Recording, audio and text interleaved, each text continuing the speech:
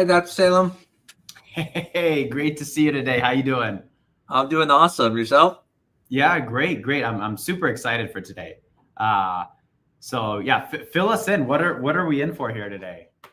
Yeah. So, interesting enough, obviously going to some of the meetings and stuff. I once ran into Elizabeth Carr, the first U.S. Person born through IVF. And, when we were talking about doing this joy thing, I thought, oh my God, I should ask her. She was so just easy to talk to. And I thought, this is going to be great. We should see if she'd do it. And she said yes. And I'm really excited for everyone here because, I mean, literally, she's a celebrity in some ways. So, I mean, especially in the fertility field, I'm sure if, you're in the hip hop world, she may not be huge, but at least in the fertility field, she's the Snoop Dogg of the fertility field. So, I'm gonna bring her on here, and so we really want people to feel free to call in, ask questions. I mean, all your questions she'll be able to answer for you. So, let's bring her on. Hey, Liz. Guys. How's How it are going? you doing? Good. So before we came on, it sounded like you have a lot of stories that are kind of fun stories you started telling us about. And so I'm actually really excited to hear some of these stories because, I mean, I can't imagine what it's like, growing up being the very first IVF, person. And so, and I keep saying person so people understand because people always say the first baby. And so we made a joke that he's no longer a baby anymore. And so, we're going to definitely have a lot of guests here coming in, asking questions, but I'd love to hear some of these stories. You started telling us one about, actually, let me see if before I can pull that photo, you can tell us some stories. I'm going to see. Sure. Yeah. So there's a pretty iconic photo of me as a toddler on the cover of Life magazine, and it says "Test tube baby boom." Also, Cats was leaping onto Broadway at the time, so you know exactly how old I am. When they were taking that photo for the magazine cover, my mother had purchased this really fancy outfit for me, and the team could not get me to look at the photographer. And so they brought in like a baby trainer, which the guy had like a fishing vest on with like Cheerios and toys and squeakers. And so the image that became the cover photo is one of me holding a Petri dish. And I'm in front of the Nikon microscope that took the image of what would become me when I was 3 cells old. And I was kind of looking up at him like, what the heck are you doing? And that's the photo that they took. And my mother hates the photo because she had a really cute outfit ready for me. So even though it hangs in our house, it's like one of those things that we're always like, too funny. Oh man, that's just amazing. I mean, so that brings up something that I've always wanted to ask you. You grew up in this incredible limelight, right? Like media attention, all this kind of stuff. I mean, this was during a time when, many people were thinking, hey, it's a little taboo to talk about being an IVF baby.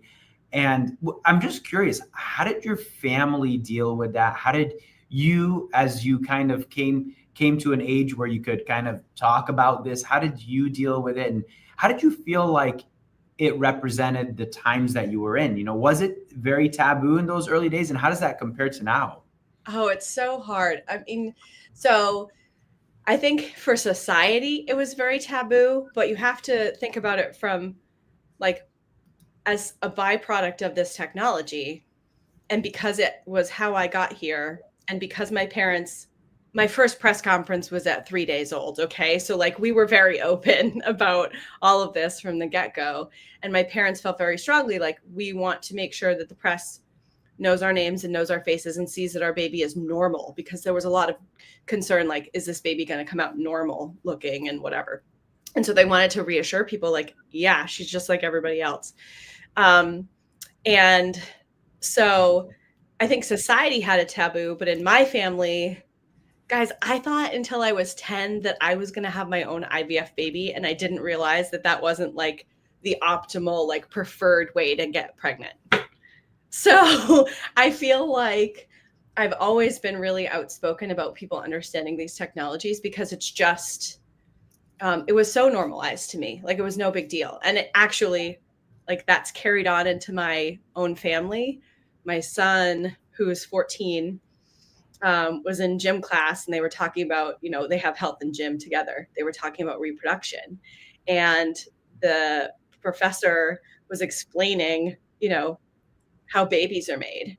And my son was like, my mom didn't get here that way. And what's so funny is when I was 10, I did the same thing in my own class. I was like, I didn't get here that way. So I think it just depends on what you grow up around. Yeah. Yeah. That's such a great point. I mean, I guess it does, that world was your norm. I mean, as much as that was a historical moment in America, and you're a historical figure in that way, but that was your norm, and I can see how that would be. Yeah. Yeah. Did you feel pressure sometimes? Like, I don't know if did you feel pressure in the way like, okay, everyone's looking at you, they know you're the first IVF baby, like you got to do better than everyone because, you don't want everyone thinking, oh, it's because I was IVF baby, now I'm not. It's good. I mean, did you feel any pressure? The perfectionist gene runs very strong in me. And yeah, I mean, I definitely was very aware of how hard my parents worked and how hard all the doctors worked to get me here. And so while my parents didn't put that pressure on me, I put that pressure on myself a lot of times because I felt like I had to be articulate, not do the wrong thing, like be a good example. And when you're young, like that's a pretty heavy thing to realize about yourself. Like I fully realized that, if I had come out with not enough toes on one foot or whatever, that, IVF probably wouldn't have been so accessible as early in this country as it is now. Yeah. So yeah, lots of pressure. Yeah. It's a really good point that you make, right? I mean, very fortunately, everything went really beautifully for you, and you really set the stage for many things to come. But you're right. I mean, had things by some fluke chance not gone in that direction, it might have been a little bit or a very different course. And that's really, on that same note, I'm just curious, like, have there been any kind of moments or experiences in your life that you kind of look back and you reflect about your specific role with the history of IVF, and especially the history of IVF in the US, and any moments that kind of stand out?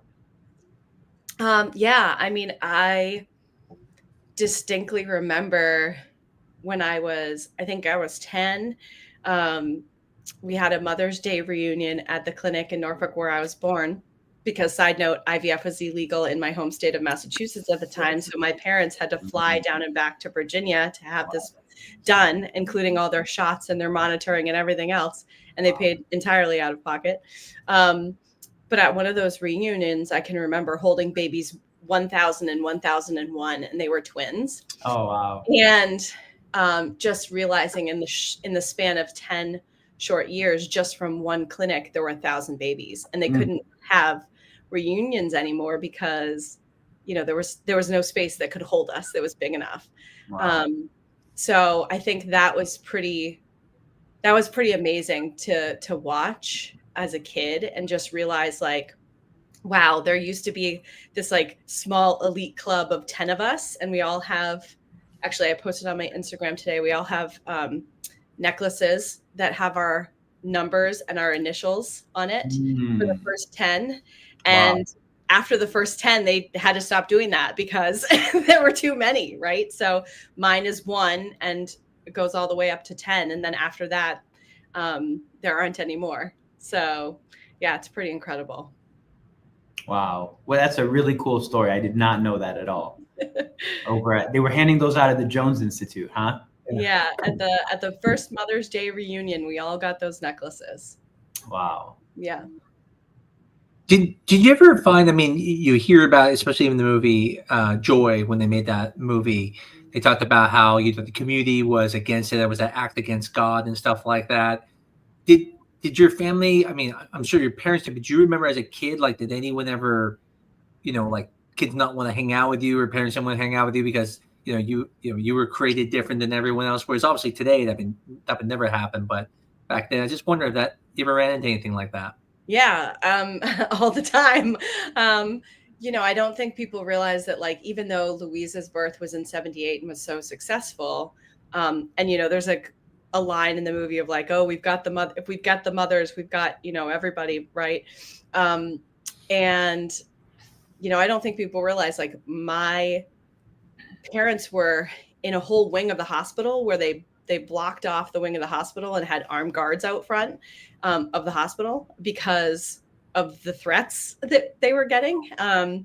And we had what I call, for most of my life until I was in my 20s, we had what I call an agent in reverse, which was really somebody to screen the press requests, because we had an unlisted phone number. So like they had to go through the hospital first. And the reason we did that was to protect our family from people who, to this day, I've been told to my face, even now, like, you should not be here. You should not exist. Which, of course, just makes me dig in my heels and want to be like, no, I'll prove you wrong. Absolutely. Absolutely. Yeah. Speaking on that note, I believe, I might be wrong here, but I think you were at the State of the Union. I was. Yes. Okay. And this was, of course, in the context of what had happened in Alabama, which, of course, there was legislation to temporarily, limit people's access to IVF there. And curious kind of, how you felt being there at the State of the Union, how you felt, advocating for IVF access to exist for all Americans, and kind of what were your thoughts going through that?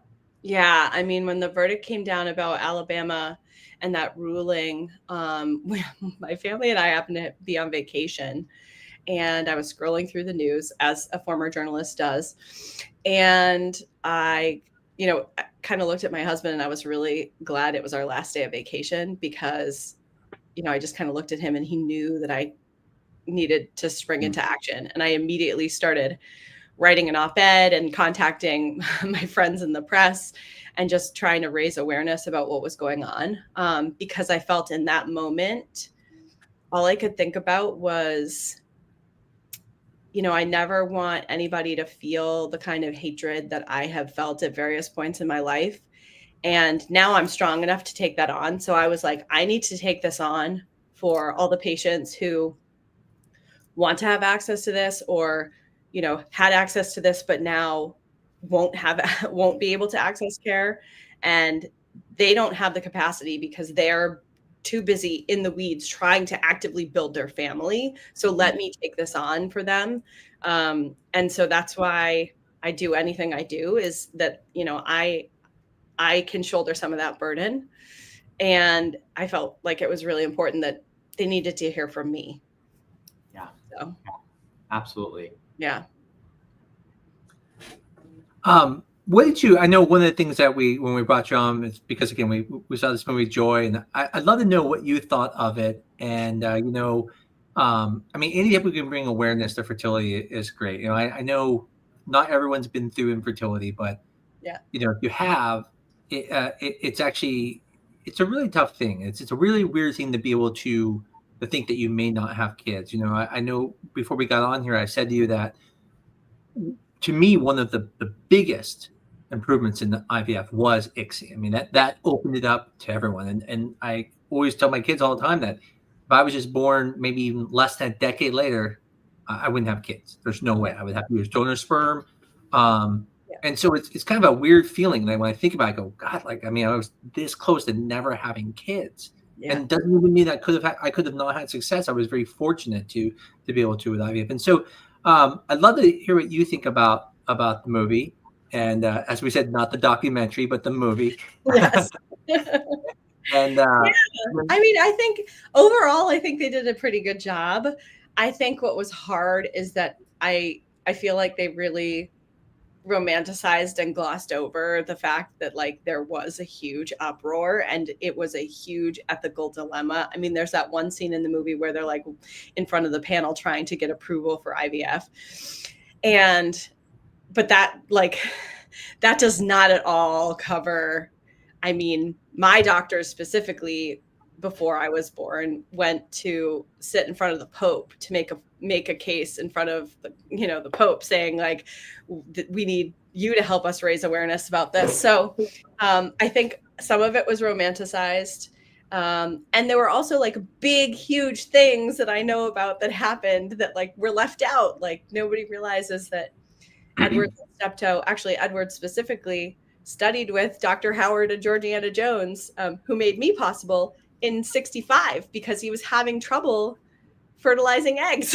And so they worked together on, perfecting that. And it was very collaborative. Like there's also a line in the movie that I think many people probably glossed over where they mention shuttles. And if you don't know about Shettles was actually, Landrum Shettles was actually the first doctor in the US to achieve fertilization like through IVF in the 40s. And I can't remember if it was the 40s or 50s. Anyways, but the medical director at the time thought this was so horrible and terrible that they shut down the program. And there's a whole story. If you look up the Delzio family, there's a whole story about the Delzios. And it's a line in the movie that's a total throwaway of like, hey, they shut Shettle's program down. And it was totally glossed over. But that was like a big moment where like he had success in the United States.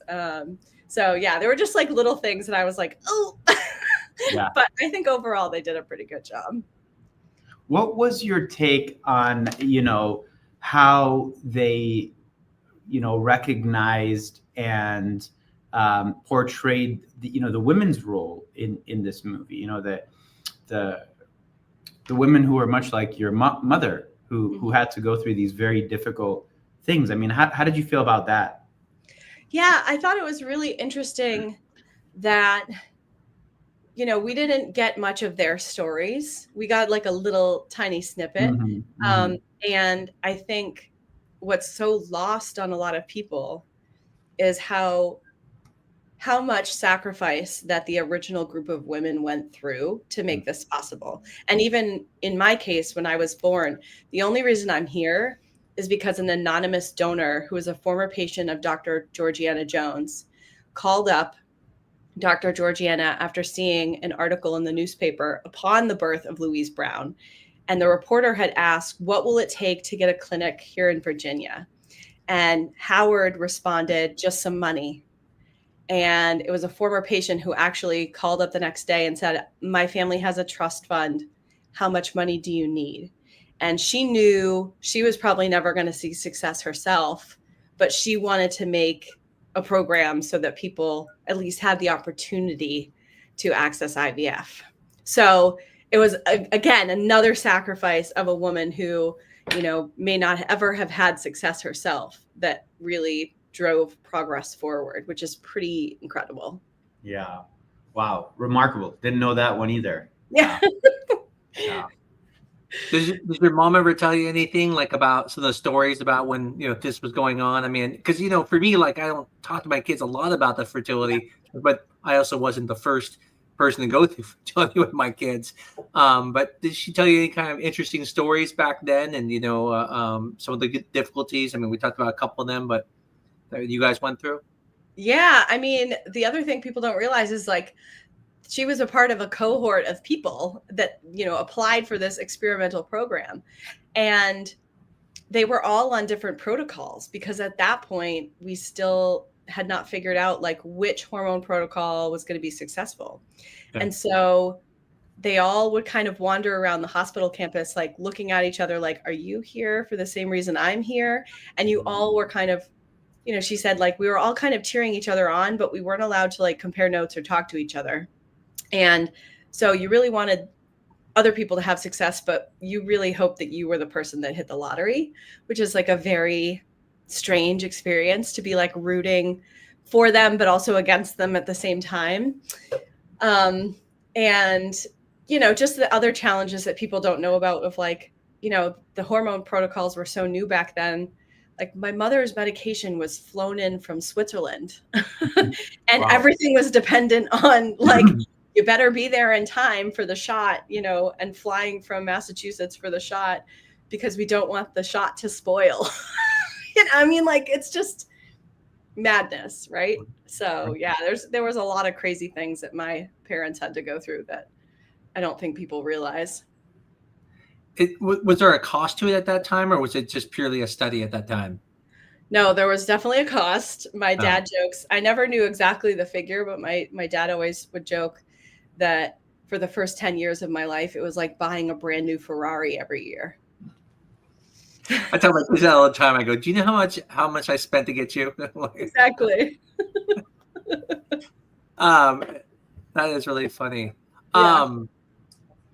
Before I know Steve Rooks is on here. I don't know if you've ever met Steve Rooks, but great guy. Always has great questions here, and so I was going to bring him on to ask questions. And we definitely have some more that we have for you as well. But let me bring Steve up on the stage. Steve was my seatmate recently. Seatmate.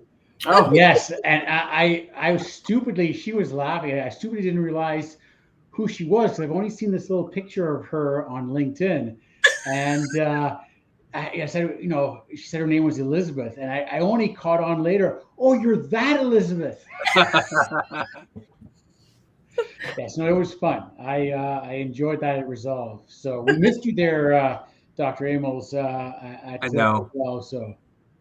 Yeah. So yeah, I had a question for the docs. Did you find that the movie accurately portrayed the protocol, especially the development of the gene pushed in and the techniques and the tools as they should have been at that time, and how, when you look at that, how has it really changed since then, beyond the obvious addition of ICSI, et cetera?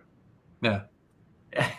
Well, I'll jump in with a quick one. So I felt like most of it was interesting in the sense of like, if you look at a lab, from the late 70s and some of these various things, surgical equipment, some of it, I was like, that seems, to represent it well. But one thing, I don't know if anybody else noticed this, maybe Dr. Amos, you did, the transfer catheter that they were using in the movie was a modern transfer catheter. I was like, there's no way they were using this beautiful, like, modern transfer catheter back then.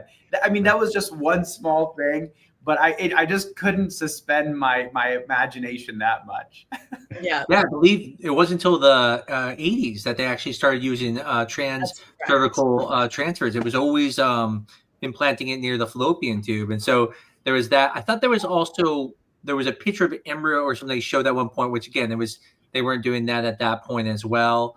There were definitely some things that I think people wouldn't understand if they were watching it, if they just, showed what happened then, because we're so used to what we think of IVF now that they had to show a current picture of it so people could understand it a little bit more. Yeah. But it was, I thought, did a pretty good job, doing it. Also the stimulation, I don't believe they were doing superovulation at that time. And so, but again, that's what we know of IVF, because who doesn't see the pictures of all the needles on the floor after someone has a baby. And so that particular piece, it got me because Louise and I have a good friendship, and we compare notes a lot on various things. And so while she is the first in the world, I always joke that, like, yeah, but you were natural cycle, and I'm really the first modern IVF baby. Okay, yeah. Well, I tried looking up some statistics actually about that, and I wanted to figure out, like, but where were you in the world actually? The number I found was actually number 15. That's right. Does that sound about right? Yes. Yeah. Yep. There were a bunch of babies born in Australia before me. Yeah. Wow. Yeah. I think even like India or something like that, or there was something like all over the world, there was something like that. It was really interesting. To me, what's amazing, and I know it doesn't go into the movie about this, but like where we are now, I mean, you're talking in such a short amount of time too. So by the 80s, then, now they were doing transvaginal retrievals. In the 80s, they started doing transcervical, placement of embryos. I mean, just such a fast improvement and safer and able to do it in a higher production. And then, tonight, like one of the things I want to go over is I talked about ICSI and actually about PGT. And, it's one of the things I wanted to talk to you about, Elizabeth, near the end here, if we have time, is just even the company now that you work for. I mean, you are now at the forefront of PGT now, where now it's not even just looking to see their aneuploid, but you guys, the company you're at, which Genomic Predictions, is is looking at disease states, and so looking at certain diseases. And so I definitely have some questions about that as well. What questions you got for Elizabeth, Steve? Anything specific? Well, I was going to add one other thing that I found in contrast to what you just said about the advancements in IVF. One thing that really struck me, and this was the sad part of the movie about Jean and her endometriosis, that we have barely come in the 50 years since that the lack of progress on diagnosis and treatment for endometriosis, et cetera, was one of the sad parts, I think, that was contrasted to the happiness that came out of the joy aspect there. Yeah. Yeah, I agree with you. I think one of the things is, the reason IVF was started was because of tubal disease. That was really the only reason. Tubes are blocked, you couldn't have kids. Unfortunately, now IVF, I think, does still is looked at as kind of like this, it could fix everything type of thing. And you're right, there's still underlying disorders that we might treat with IVF, but it's really not treating the problem. And one of them is endometriosis. And even people who have like PCOS aren't always the best candidates for IVF. And there's a lot of things you have to do when you do IVF. I always make the point that that's not always the answer. It might be a way to get there, but you really have to treat the underlying disease. And you're right. It was sad in that movie about her not being able to have kids because her endometriosis was so severe. So, yeah. I think the other key thing, and Elizabeth, this is, really something for you to expand on, is there's a great scene after, he examines her because I just finished watching the movie. I had to make sure I watched it. So was that this touching scene after he's examined her and, given the bad news, he talks about the torpedo and the lifeboat and having to deal with it. But the important thing was the point he was making about, we see ourselves as the great possibility that we can help make the infertile fertile, but there are still so many women that we won't be able to help. And that was also kind of a side part, and it's still to some degree true today, that while we've made huge progress, there's still a need for like Resolve, et cetera, to help expand the access in unique and innovative ways to help more and more women, achieve that possibility.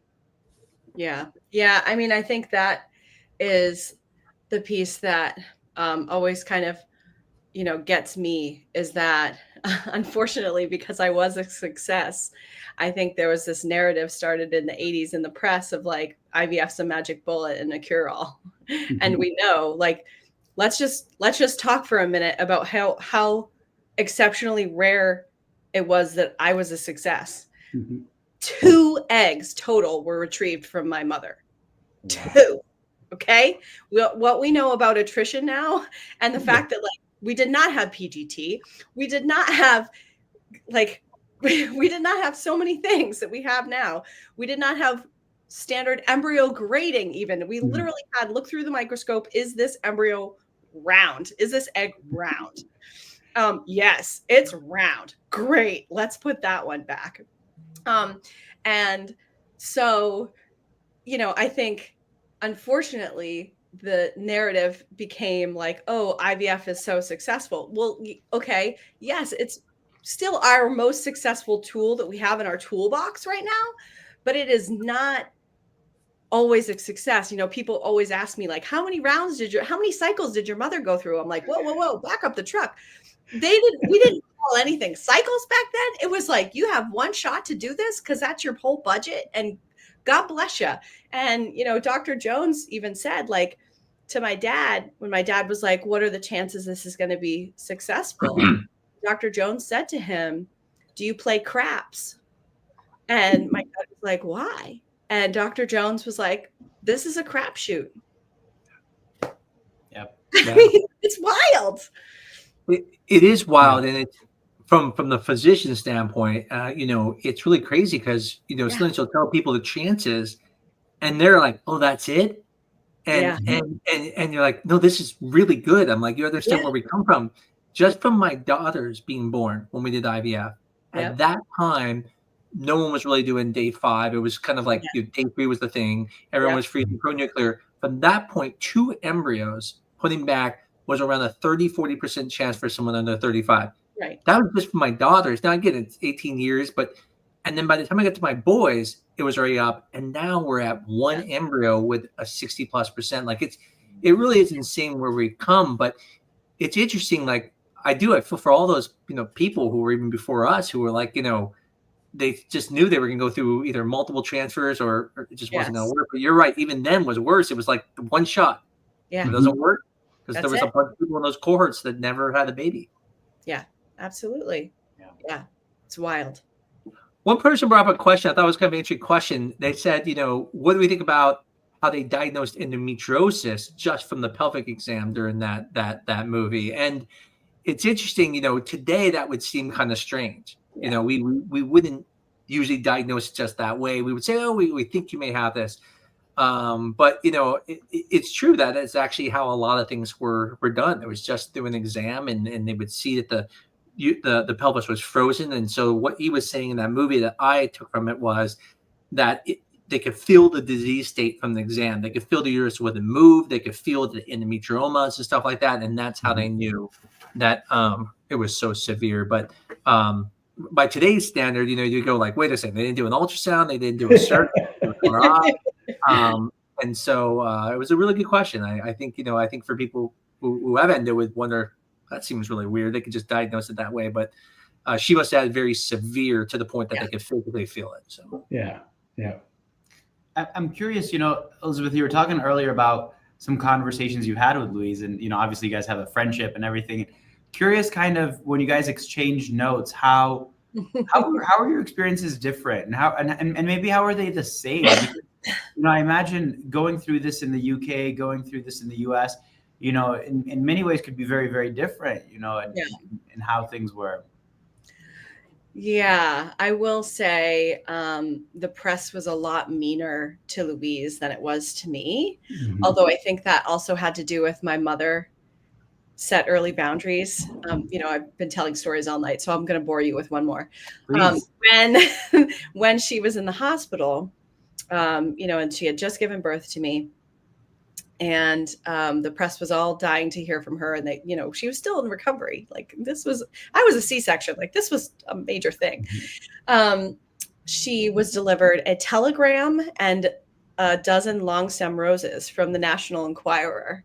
And the National Enquirer said, Mr. and Mrs. Carr, congratulations on the birth of your baby. We'd like to discuss a monetary amount for the rights to your child's story until the age of 18. And of course, my parents were like, that's not happening.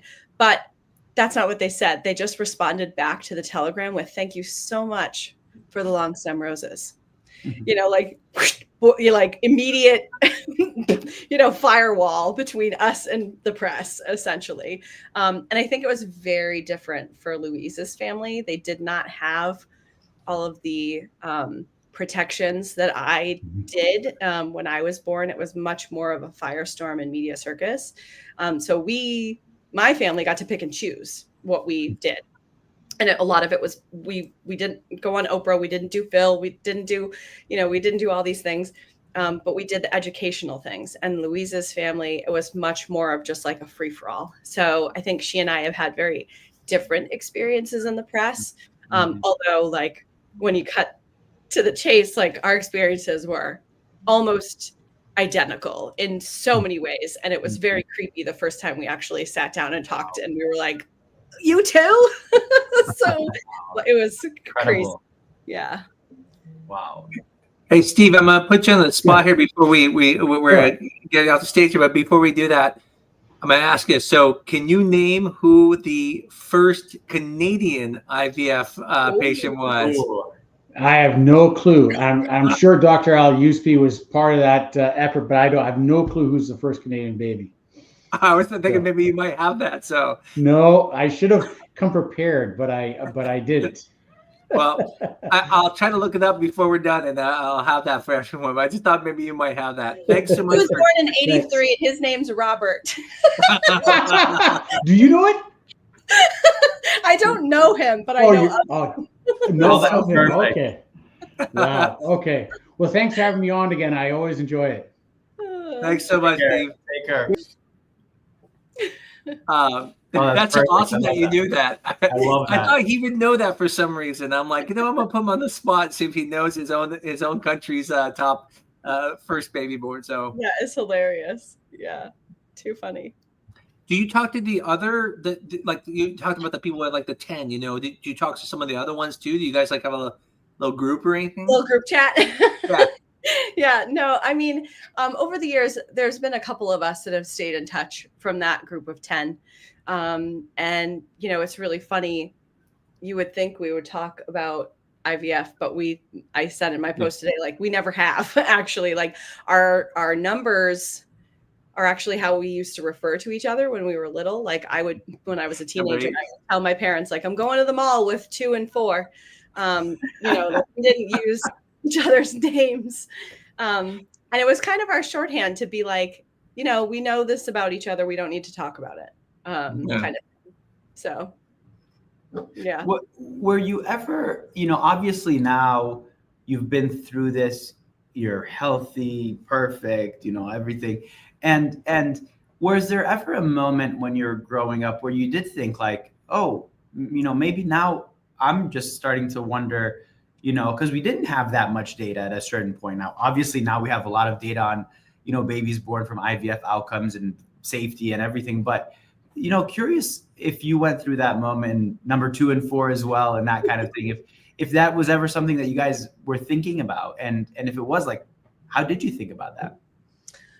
Yeah, it's a great question. I think people don't realize that I've been studied my whole life, down to like, I distinctly remember being really little and having the electrodes on my head to measure my brain waves and things like that to make sure that like I was normal, and going through like psych evals to make sure I was like well adjusted and all these things, because we truly didn't know, the health outcomes. But I never had a fear that I would have any fertility issues at all. I don't know why that was. I think maybe it was because I just felt like I was I was going to ASRM when I was like 10, so I just felt like I was so ingrained in the community that I knew that somebody would be able to figure out something to help me if I ever needed help. Like I just always took comfort in that.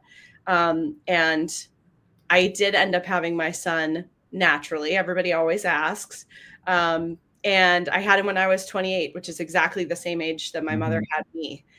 Which if you talk to my doctors, they all would tell me that was still way too old. Like it was beaten into my head to have kids really young. And of course, my mom was like, pump the brakes on that conversation, let her get through college. Yeah. So, yeah. Wow. That's fascinating.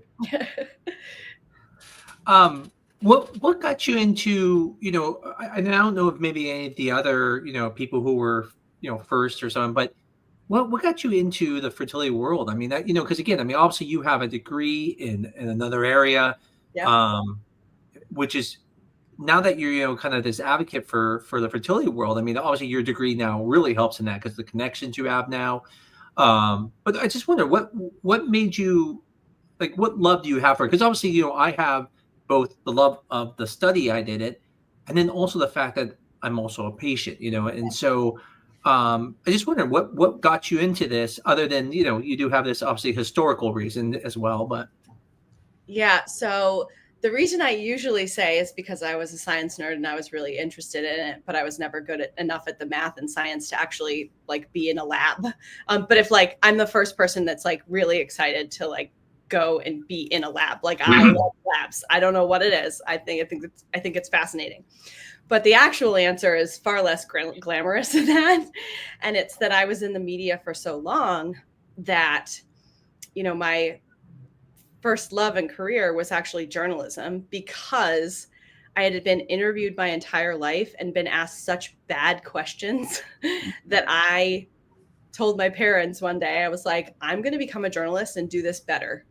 I'm going to do this better. And I felt really strongly. I went into health and wellness journalism, to the surprise of nobody, I think, because I really wanted to be able to do the same thing I'd been doing my entire life, which was explain the science in a way that anybody could understand. Like I was taught at age 7 by Dr. Georgiana how to explain IVF. sperm and egg fertilized in a petri dish. Once fertilized, put back in my mother's womb. 9 months later, here you are, just like everybody else. That was the explanation in the simplest form. And so I really wanted to do that. So for most of my career, I did that through journalism. And then I don't remember exactly who it was, but a clinic approached me and were like, we need a writer. And we need somebody to write in a way that patients who have no experience with fertility treatments at all can understand.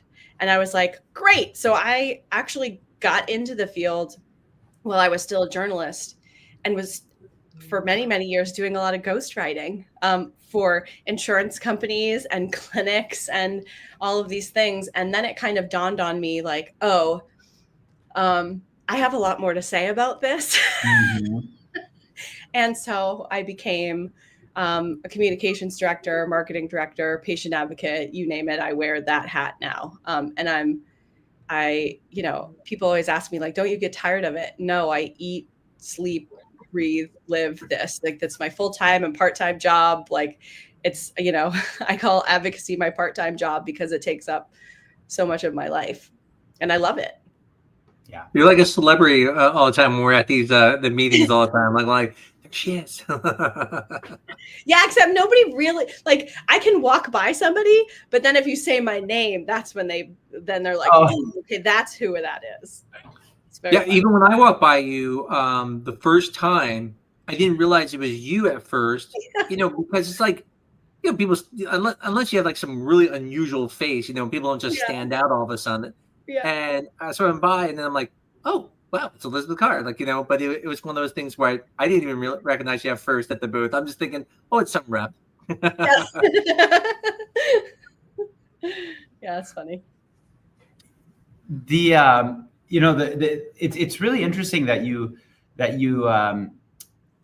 saying like you were a ghostwriter for a period of time, because of course what comes to mind immediately is like, hey, Elizabeth has a real story here to tell, and it should be her name that's there, and it should be her, she's leading the way, paving the path for all the other IVF babies, adults, humans that will be born after her. And so people are gonna, be very interested in your perspective.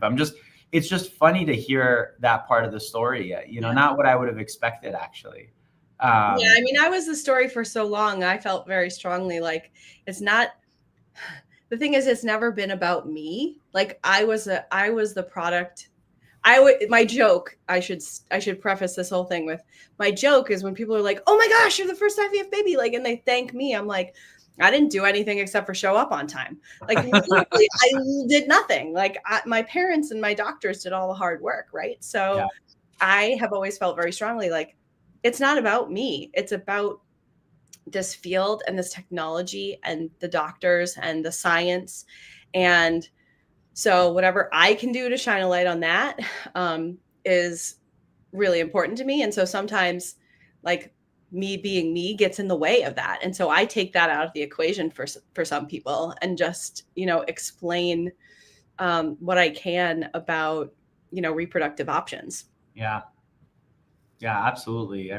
We so appreciate it. I think a lot of people do. And I think there was one person here who's asking a question about, if there's a website, and we'll definitely provide that here later for checking out some of your journalism and, checking out some of your writing. I think a lot of people are very interested in following that. And I think you have obviously your Instagram account, which you publish on that as well. Yeah. So highly recommend that everybody follow her account here as well. Yeah.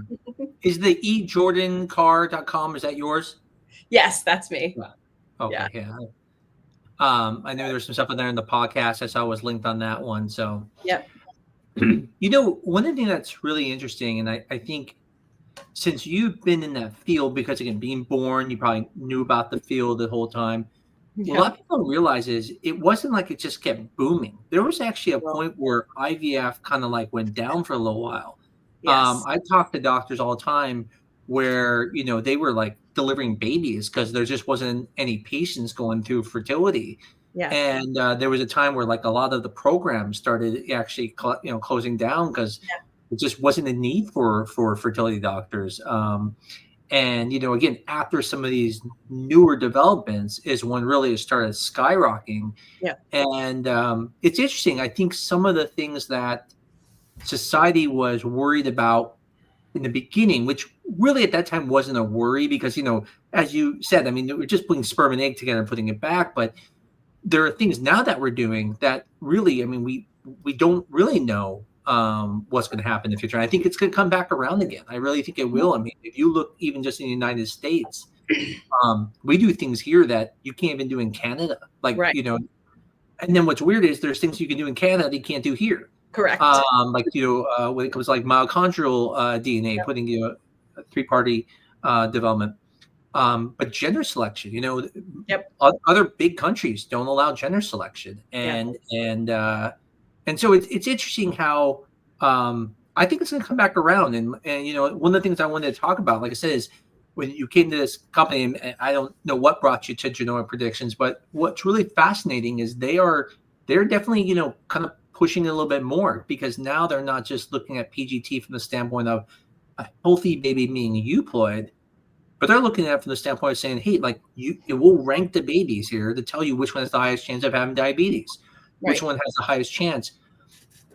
And there's this question about, okay, but if we're taking, let's say, the baby that has the less diabetes, how do we know that one, but the smarter baby, right? And like, there's all these things we don't know, and we're going to, it's just interesting, like I said, that I think this is going to come back around, similar to like before, where people are going to say, okay, at what point are we playing God? Because again, we went from something to help women who couldn't have kids. Yep.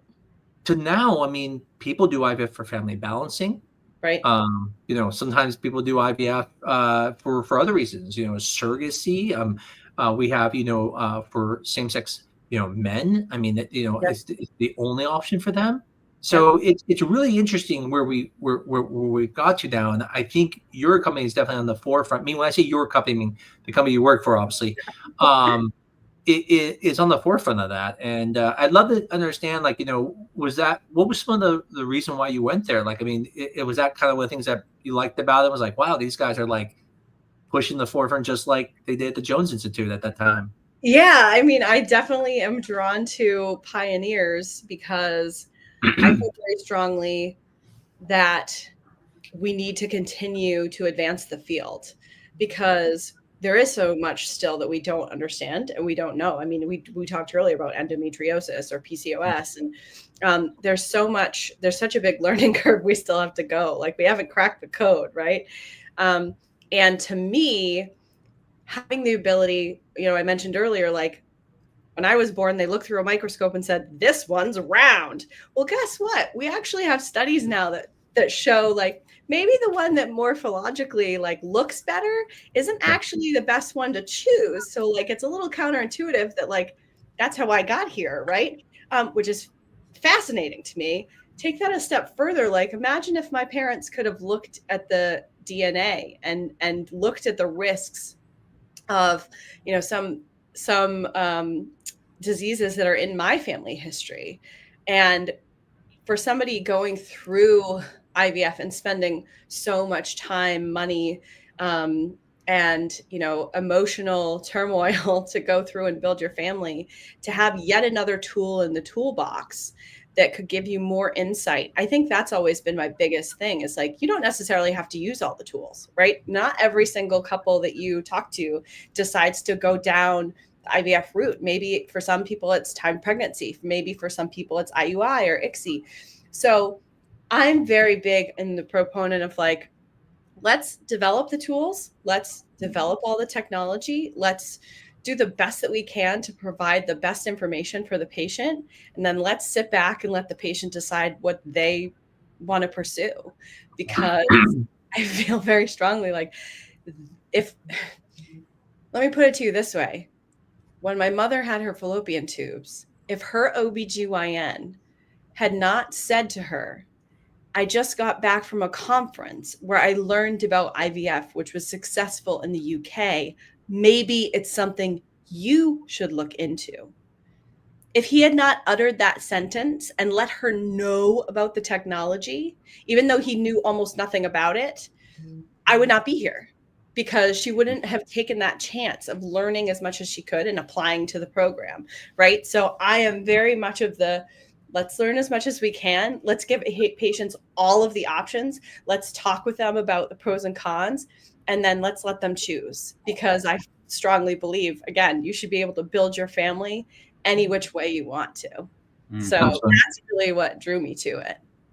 That's very, very true. I think that's wonderful. I mean, we're talking about, obviously, all these pioneering technologies that had to come together, for you to of course be here today. And, it gives you a very special perspective also on like what you want to see next. I mean, is there a technology that you're like, boy, if there was one that's out there that I'm particularly excited, having gone through everything that I've gone through, and your parents having gone through what they went through. I mean, is there something out there in the world of fertility treatment that excites you, that speaks to you? Yeah, I mean, I think there's much more to be done in the genetic testing field and realm for people to learn about their family histories and the risk that they potentially could have.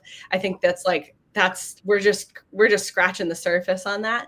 But I also, and it's come back around. It was like a theory when I was, maybe a teenager. I'm really interested in IVM.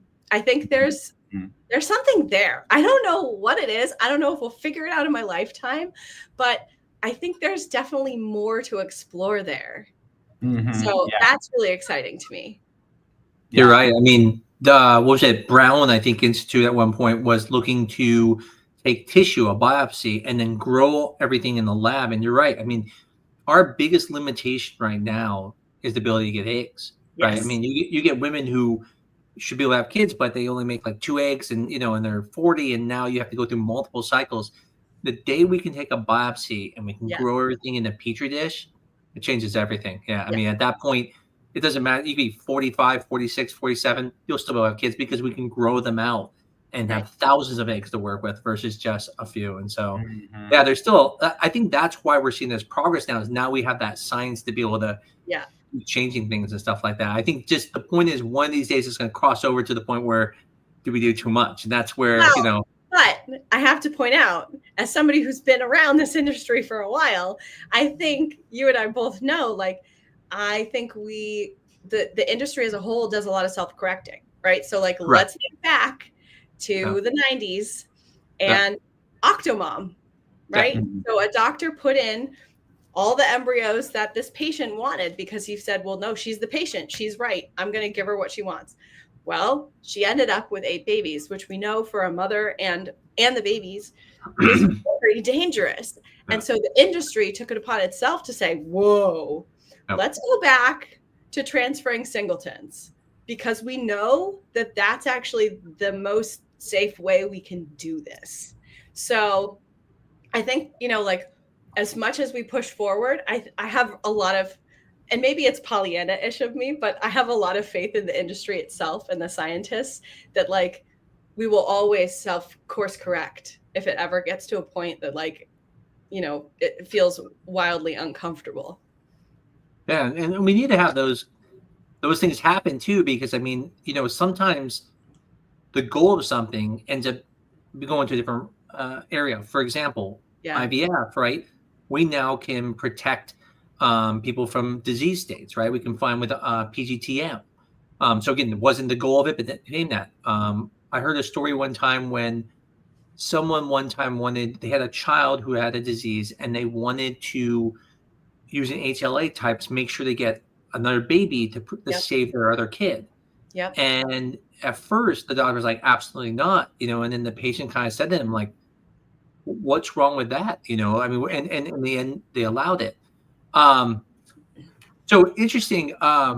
I saw this question come up, and it was something you said earlier, and I didn't know how to answer this for you, but they said, what was the cost of it when she was born? And I know it was a Ferrari a year, you said, but I don't know what the price of a Ferrari was per year. So I mean, I don't know the exact figure, but I mean, my parents paid for all of their hospital stays out of pocket. They paid for all of their flights, which were not that were not a few flights, like they were flights every few days, really, for a while. All the medications, all of the, monitoring appointments, all of the blood draws, like all of that was just my parents. Yeah. Just like an astronomical figure to wrap your head around, I think. And they had a lot of help. Like they had a lot of help from their family. And everybody knew, like, my parents had the discussion that if we try this and it doesn't work, that's it. We can't try this again. Yeah. So it was really high stakes. So it is amazing to hear, and like I said, and all those little things that had to happen. The doctor mentioned it, the doctor being at the conference, telling your mom looked into it. I mean, like, and then in the States they started doing. I mean, just it's amazing how you get here. Well, I'm really glad you're here because, like I said, it's always a pleasure to talk to. It's interesting. We talked about this a little bit earlier. There was another question someone brought up, which was, what do we think about MST, which maternal spindle transfer of the mitochondria, like we were talking about earlier. And I know I know we can't do that here in the United States. It's not something that's allowed. Canada can, I believe the UK can. Being someone who was, again, at a time where everyone was like, you shouldn't be doing this. Have you had, what's your view on this? Like, using now someone else's DNA for mitochondria into a woman's egg that has faulty mitochondria going forward. Yeah. I mean, your perspective. I think I'm, you probably know what I'm going to say, but I am all for trying all kinds of different ways to create a family. And I think it just comes down to what you're personally comfortable with. It truly, truly does. For some people, they are not even comfortable with, IVF. And so they're not going to use that. And so it's not, we can't do that here in the States. We have regulations in place that won't allow us to do that. But I think anywhere else that it is allowed, like, okay, let's take a shot, because again, it's up to that patient. I think it's very, very short-sighted of us to say, like, no, you can't do this a certain way unless we have a really good reason. Like, unless we say this could cause you to die or, some other really terrible outcome. But thus far, we haven't seen those bad outcomes. No. So, yeah. Well, I know, again, you're on a different time zone than us, so it's late there, and we like to, finish up here soon. Before we go, Dr. Salem, any other questions you have for Elizabeth? And I'd love to know, Elizabeth, anything you wanted to add. This is really exciting, and I know the people who watch the show, a lot of people watching it. I don't know why they're afraid to ask questions. They're asking it us, but not coming on. But it really was a pleasure to have you here. Such a pleasure, and I think maybe if I can top it off, I'm not a journalist. You are, Elizabeth, and I probably added to that load of terrible questions that have been asked. So I guess what would have been, if you were to ask yourself a question, like, what's the question that you feel like people should ask you of, and I'll finish it off from my end on that. That's a really good one. I think the question nobody's asked me is, like, would I have done the same thing my parents did? And I feel like I can never answer that, because there was so much that they didn't know. And I think that actually worked in their favor in this case. Like, they didn't know how bad the outcomes really were, and they were just kind of taking a shot, and they didn't know that, like, it was such a very, very long shot to do this. And I think they really were naive about the press attention that we would get for our entire lives. And so it's really hard for me to answer that, because knowing what I know now, I don't know if I would have taken the leap of faith that my parents did, which is really a testament to, like, how strong they are. But on the other hand, I know that, like, having my family is the best thing that I could have ever imagined. And so, maybe I would have. But But that's the one thing that a lot of people, are scared to ask me. And you didn't ask me if I have a belly button, which I have been asked before and is by far the worst question I've ever been asked. So you didn't ask that, so you're all good, Dr. Salem. Oh man, I can't even imagine. Thank you so much, Elizabeth. I so appreciate you being on with us today. Yeah, I have one last question. My question for you is, when is the Elizabeth Carr movie coming out about America's first IVF? If you all can start a petition and lobby for me, I mean, it's not even my story. I think there's so much. I mean, just tonight, I shared a ton of stories with you that no one's ever heard, right? And unfortunately, most of the team that was involved in my birth has now passed away. And so I think for their sake, I want to share all that they went through because going to talk to the Pope and get this approved, and 600 people packing a room for approval in Virginia in the middle of the Bible Belt to get this approved is a pretty incredible story too. So if you have any contacts at Netflix, let me know. Thanks so much, Liz. Well, thank you again. You have a great night. Thanks, guys. Bye-bye. Bye.